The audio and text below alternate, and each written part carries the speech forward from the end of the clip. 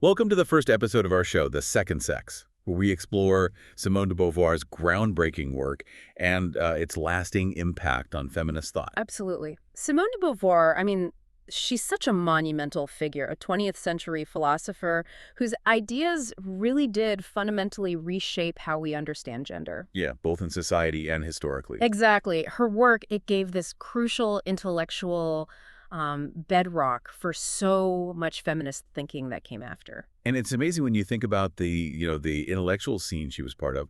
She wasn't working in a vacuum. Not at all. She was building on thinkers like Hegel. You can definitely see echoes of the master-slave dynamic, right? Applied maybe to men and women. It's a strong reading, yes. And she engaged with Marx's materialism, too. Existential stuff from Heidegger, Husserl, even Kant's ideas about self and other. Plus, she was right there with Sartre, obviously, but also Merleau-Ponty, Levi-Strauss. Just this incredible hub of thought. And not just generally engaging, she specifically pulls in ideas from Levi-Strauss's elementary structures of kinship right into the second sex. Which is such a clear example of that cross-pollination happening. But here's the thing I find really fascinating. This wasn't just some dense philosophical text only for academics. No, not at all. Apparently, the second sex, it just hit home immediately. A really wide readership picked it up right away. And that immediate connection, well, it says a lot, doesn't it, about her ability to talk about these huge, complex ideas in a way that, actually resonated with people's lives. Yeah, like maybe society was kind of ready or needed to ask these questions she was raising. Perhaps. A sort of unspoken readiness. Okay, so let's really dig into the foundation here. For this deep dive, our mission is to get into the core arguments, the initial framework Beauvoir sets up in the Introduction and the Translators Note. Just up to page 21, really. Right, trying to grasp what made it so important right out of the gate. And that Translators Note is actually pretty key itself, isn't it? It is. Their stated goal was essentially to make Beauvoir's thinking accessible in English, but without, watering it down. Keeping the intellectual rigor. Exactly. Trying to mirror how it was received originally smart, but readable. So Beauvoir starts with this huge question, just lays it right out there. What place has humanity given to the part of itself it calls other? What rights has it been given? How have men defined it? It's such a fundamental starting point, and absolutely central to everything is this concept of the other. Okay, explain that a bit more. Well, Beauvoir argues that historically men have positioned themselves as the same, like the default human, the norm. As subject. Precisely. And by doing that, they've pushed women into this category of the other, different, separate, and crucially, secondary or subordinate. And she's saying this isn't natural, it's a construct. That's the absolute key takeaway. It's presented as a foundational act of establishing male dominance, not some biological necessity. Though it wasn't always just women in that other box initially, was it? I think the text mentions ancient myths. That's a really important nuance, yeah.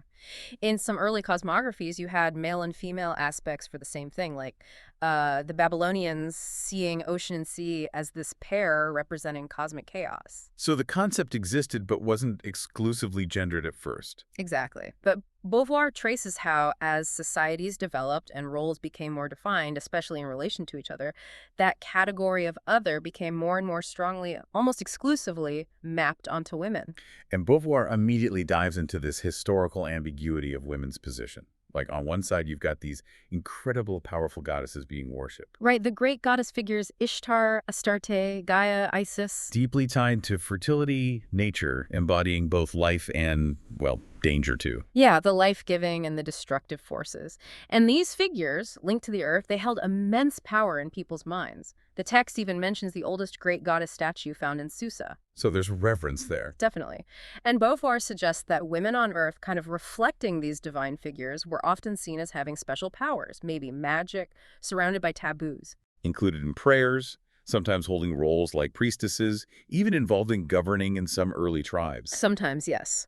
But, and this is Beauvoir's crucial point, even when women held these seemingly powerful roles or were seen as sacred, it was still often interpreted and ultimately controlled through a male perspective. It foreshadows the shift. Right, the shift towards patriarchy. The text links this to biology and economics in early groups, these primitive hordes. Yeah, the idea being that women, through motherhood, were seen as more bound to the species, to just, continuing life. While men, using tools, engaging in projects. They were seen as trying to transcend that mere biological destiny. Exactly. Beauvoir connects this drive for meaning beyond just staying alive with the rise of male dominance. She argues that male activity building things, hunting, creating tangible values kind of became equated with value itself. And that led to subjugating nature and woman, who were seen as part of those sort of indistinct life forces. That's the argument. Positioning male activity, male creation, as the defining human characteristic, which then prevails over mere biological life. It's interesting that even when early man was, like, mystified by women by nature, he didn't actually give up power. Right. Beauvoir suggests that even attributing powerful magical qualities to women was still an act by men, which implicitly reaffirmed their own position as the ones doing the defining, the ones who are truly essential. So woman, like the fertile earth she was associated with, was ultimately positioned as something to be managed, possessed, exploited, even while being revered for fertility. Precisely. That prestige women might have had via the goddess mother. Beauvoir argues it ultimately came from men. The goddess herself was understood within a male framework. And anything created by man, even powerful idols, depends on him, so he can ultimately discard or destroy it. Exactly. That dependence was maybe implicit early on, but it becomes much more explicit as men develop more self-consciousness and actively assert their dominance. And this had real social and economic fallout, right? Even in nomadic groups. A woman belonging to her brother's clan, then joining her husband's, but maybe not fully belonging to either. Yeah, illustrating those really complex kinship ties, and the fact that a woman with children couldn't form her own unit needing a husband highlights that dependence. Plus the whole practice of bride price, exchanging goods, treating women as part of an economic transaction between clans. It solidified that view. You see this interplay between sort of mystical beliefs about women and the hard economic realities of marriage and alliances evolving over time. The text also mentions men tending to bond more strongly with sons. How did that play into it? Well, that tendency likely pushed societies further towards patriarchal forms. As men focus more on their own lineage, their legacy through male heirs, it helps solidify that male-centered system of power and inheritance. Okay, so the introduction then lays out some pretty grim examples of actual subjugation across history. It doesn't shy away from it, no. Things like exposing female infants, outright infanticide in some cultures, like among the Arabs, accepting a baby girl being seen as like an act of kindness by the father, not her right to live. It's stark, and it shows that devaluation. Beauvoir also points to things like the rules in Leviticus, the mother being considered more unclean after birthing a girl than a boy. Requiring longer purification. Right. And even blood money, the compensation paid if someone was killed being much lower for a woman, basically valuing her like a slave compared to a free man. And within the family. Yeah. Total power seems to be the theme. Father controls daughter, then husband controls wife. Essentially treated as property, yeah, like livestock or slaves in some contexts, which then leads to things like widespread polygamy for men. While women faced extreme demands for chastity.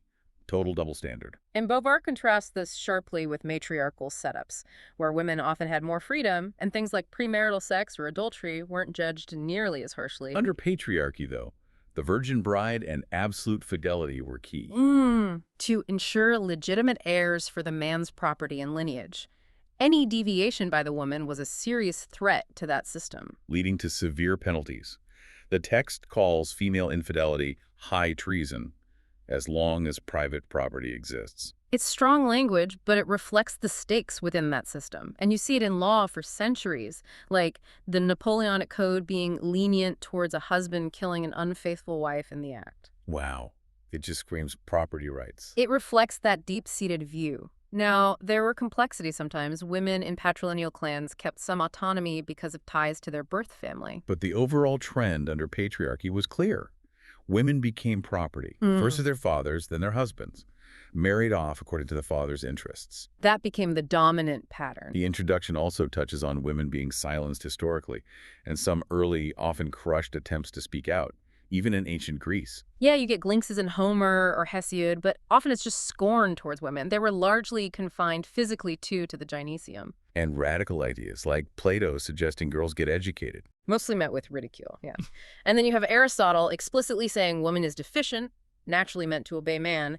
That view was hugely influential. It wasn't subtle. The text quotes poets like Archilochus, Simonides, Just really misogynistic stuff. Absolutely brutal descriptions, yeah. Yeah. Attacks on women for not having qualities they weren't allowed to develop, being lazy, nagging, wasteful. Even if a dowry gave a woman some economic clout, any sign of assertiveness was criticized as arrogance. Right, a real catch-22. And then, fast forward, you see early feminist voices, like Olympe de Gouges during the French Revolution, Demanding equal rights. boldly demanding them. Yeah. But they faced serious suppression. There was a backlash, using arguments about nature to keep women out of politics. And the actual legal gains for women from the revolution ended up being pretty limited. Frustratingly so. Okay, so taking all that in this massive historical sweep, the core questions, what does this introduction tell us about why this book was such a big deal, right from page 1? Well, it immediately positions the book as utterly groundbreaking. It just dares to question the very basis of how gender has been constructed historically. Challenging assumptions that were just there. Yeah. Unquestioned for centuries. Exactly. It forces you, the reader, to confront this idea of woman as other and think about how deeply that has shaped everything. It provided like a whole philosophical structure for understanding women's oppression that hadn't really been laid out so comprehensively before. Not with that kind of philosophical depth and historical breadth, no. And again, the fact that ordinary readers connected with it despite the complex ideas. Suggests people were ready or maybe needed to hear it. It speaks volumes, and as we mentioned, the translators aim to keep that possible, making the English version both intellectually serious and accessible. So new generations can grapple with these ideas too. Exactly. So the introduction really sets the stage powerfully. It's an invitation to radically reevaluate the whole relationship between the sexes, the power dynamics. Yeah. It lays the groundwork for this huge exploration of what it means to be a woman in a world largely defined by men. Precisely. So wrapping up this first look, we're left with Beauvoir's huge questions and this sweeping historical picture. It really makes you think, doesn't it, about how these foundational ideas still echo today. Oh, absolutely. Often in ways we might not even notice consciously. Which leads to maybe the most provocative thought to leave you with. Go on.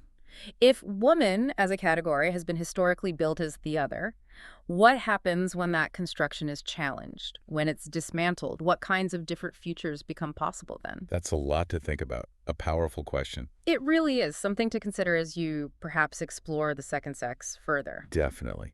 We really encourage you to delve deeper into the book and think about its relevance now. Join us next time as we continue unpacking this really transformative work.